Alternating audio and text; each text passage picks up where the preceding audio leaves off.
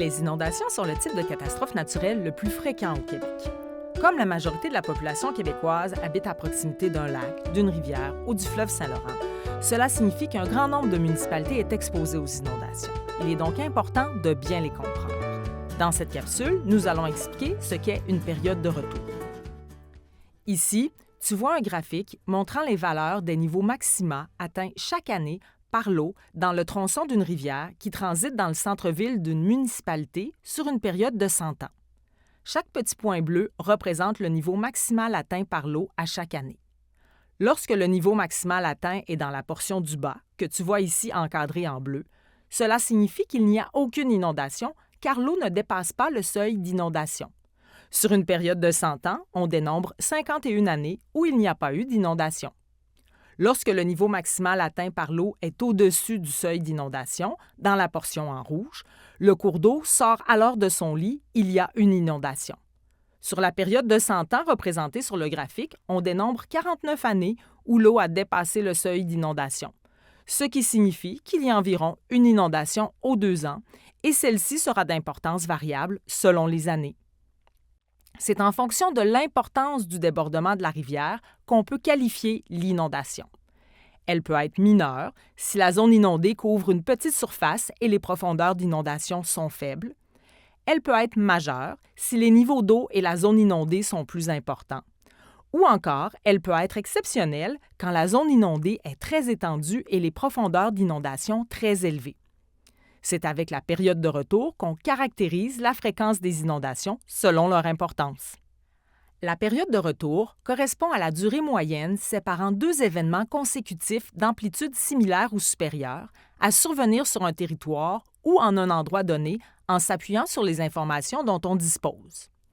Par exemple, regardons ce diagramme qui représente la séquence des inondations survenant dans le centre-ville d'une municipalité causée par le débordement de la rivière pendant une période de 20 ans, soit de 2000 à 2019. Il y a des années sans inondation, comme cela s'est produit 12 fois en 20 ans, par exemple en 2000, 2009 et 2018, où il n'y a pas eu d'inondation. Il y a eu d'autres années où le niveau de l'eau correspond aux inondations mineures, comme cela s'est produit 5 fois en 20 ans, partout où tu vois une goutte d'eau. Comme on observe en moyenne une inondation mineure aux 4 ans, alors on dira que la période de retour d'une inondation mineure à cet endroit est de 4 ans. Il y a d'autres années où le niveau de l'eau correspond aux inondations majeures, représentées par 2 gouttes d'eau.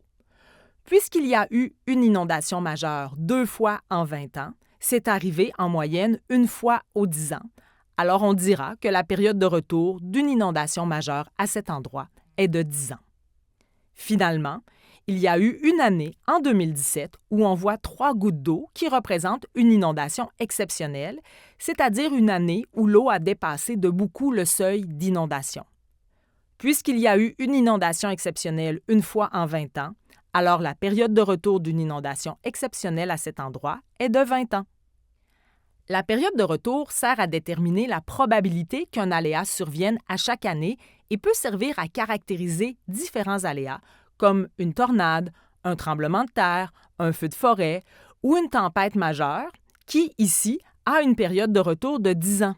Cela signifie qu'il y a une probabilité de 10 % à chaque année d'avoir une tempête majeure ou plus importante. Il est aussi important de comprendre que peu importe sa période de retour, qui est un concept théorique, un aléa peut se produire en réalité plusieurs fois au cours d'une même année, plusieurs années consécutives, à plusieurs reprises pendant une période de temps équivalent à la période de retour ou à aucun moment pendant cette période.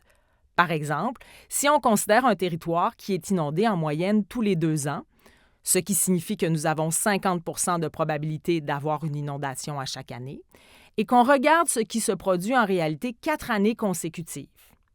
On pourrait avoir un scénario lors duquel il n'y a pas d'inondation à l'année 1, puis une inondation les 3 années suivantes. On pourrait aussi avoir un scénario lors duquel il y a une inondation la première année, puis aucune aux années 2 et 3, puis une inondation à la 4e année. On pourrait avoir un scénario où il y a une inondation chaque année. Finalement, on pourrait aussi avoir un scénario lors duquel il n'y a aucune inondation en 4 ans. Mais peu importe le scénario qui se produit réellement, on dira toujours que théoriquement, l'aléa, dans ce cas-ci l'inondation mineure, a une période de retour de 2 ans. En d'autres mots, même lorsque la période de retour est fixée théoriquement, on ne peut pas prédire avec certitude ce qui va se passer en réalité. C'est comme si tu avais une pièce de monnaie et que tu tirais à pile ou face. Tu pourrais lancer la pièce de monnaie 4 fois, mais ne jamais avoir de pile et toujours obtenir face. À chaque lancer d'une pièce de monnaie équilibrée, la probabilité est tout de même de 1 sur 2 d'avoir pile et de 1 sur 2 d'avoir face.